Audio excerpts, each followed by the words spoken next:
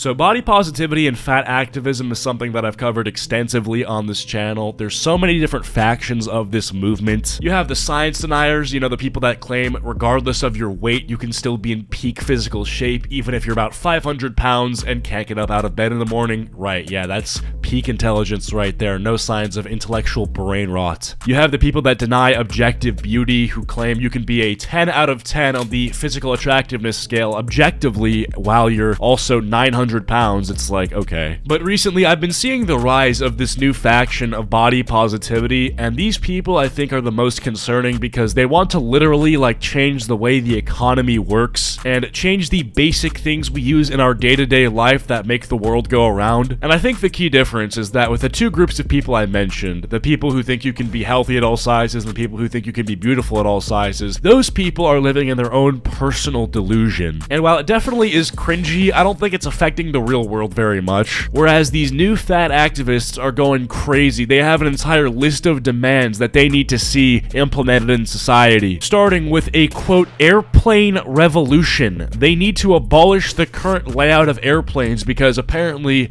it's not easy for them to sit on an airplane next to somebody else without, encroaching on their space and having their body fat infiltrate the other person's seat. So one of the current fearless leaders for this movement goes by the name of J. Bay Productions. She tactically operates an account with 95,000 followers, and her bio says plus size, travel, fashion, and lifestyle. And she dropped this video, which is one of her hood classics, where she lists out her hostage demands for the airplane industry. Did you know that more than 1 billion people in the world are plus size? That's roughly 13% of the population. And yet, many airlines still don't have clear policies in place to accommodate plus size passengers. That's why I've started a petition calling on the FAA to require every airline to have a clear customer size policy in place for plus size passengers. No one should have to endure the discomfort, embarrassment, and discrimination that often comes with being a plus size passenger trying to navigate air travel. Now, me personally, I actually do have a hard time on airplanes sometimes because I'm 6'6", which if you look at this height distribution chart, puts me in the top 0.05% of all heights in the entire world. But I recognize that what I just said is the fact, right? I am literally a small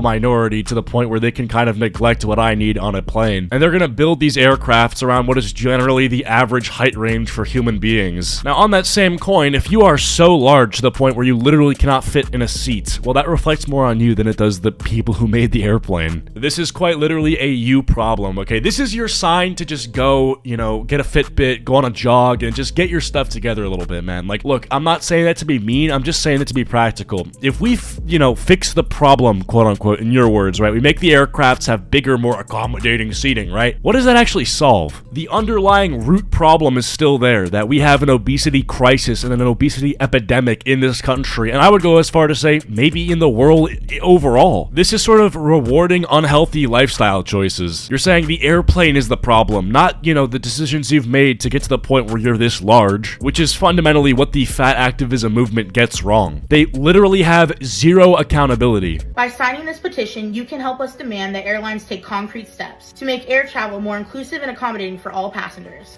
Whether you're plus size or not, everybody deserves to be treated with dignity and respect when they fly. Let's work together to make sure that the travel industry serves everyone, not just a select few. Sign and share this petition, and let's make a difference. First of all, I don't think this petition carries any weight.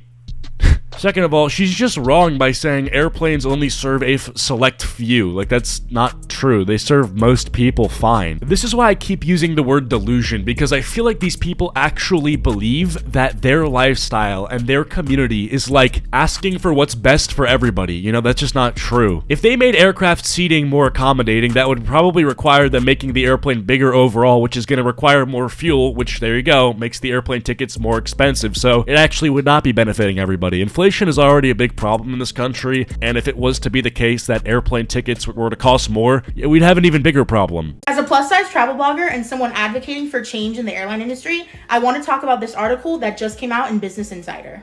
A South Korean airline plans to weigh passengers, putting them on scales before each flight to comply with local laws. Let's talk about it. Many times people comment on my videos that passengers should be weighed so that we can charge them per weight. Okay, so I'm assuming she's about to say that that's not good and we shouldn't be charging people based on weight, and I actually do agree with that, because while you largely can control whether or not you're obese or overweight, the amount of actual pounds you weigh is usually scales with how tall you are. So me, for example, right, I'm 6'6", I'm almost 200 pounds, which 200 pounds is a lot for someone who's not 6'6", but being 200 pounds does not make me obese or overweight at all. This guy right here is about 300 pounds, and he obviously is not fat at all. I mean, most of his weight is in muscle, but I think we can all agree that after you pass like the 350 and you're getting up to like 400 pounds, there's like kind of no excuses, like, come on. So I don't know, I'm kind of in the middle on this. Like, should you have to pay for a seat based on weight? How is that working? Like, I'm not sure. I think it also depends on your proportions. Like, if your weight makes you so that like you're wide and your wideness is gonna encroach on other people's space on the plane that they paid for, that's like its own problem. Here's what I think. Instead of weighing yourself, you should have to submit a biometric scan, and then we use like AI to determine whether or not this is going to be a problem for passengers. As a plus-size travel blogger and someone advocating for change in the airline industry, I want to talk about this article that just came out in Business Insider.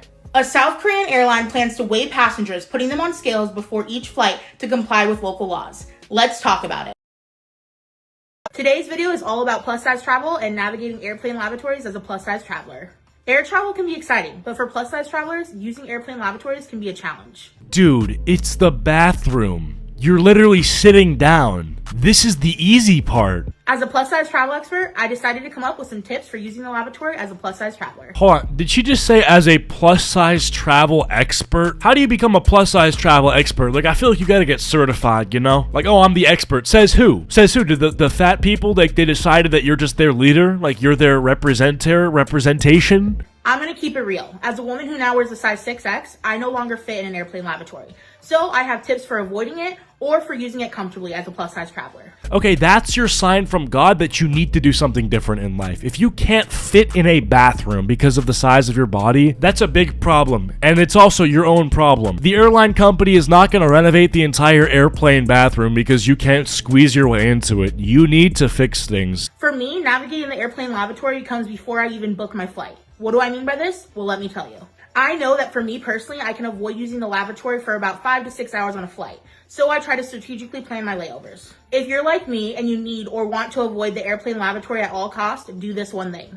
Estimate how long you think you'll be able to comfortably hold it and not have to use the airplane lavatory, and schedule layovers and plan strategically for those bathroom breaks during your layovers. I mean, credit where it's due, she does have an entire blueprint tutorial set up if you want to follow her script. I mean, like, she does kind of have it figured out. She's calculating, like, the hours per bathroom usage, you know, the layovers, she's quantifying those into her equation. I gotta say, I'm impressed. And if you're worried about those long-haul flights, like international flights, consider this. All wide-body aircraft are required to have wheelchair-accessible lavatories, which means that you'll have about twice the space as a normal lavatory. Alright, so now we're using the GTA cheat codes. We're doing some unethical life tips, okay? We're gonna use the disabled bathroom. Really? Anyway, just don't be like this person.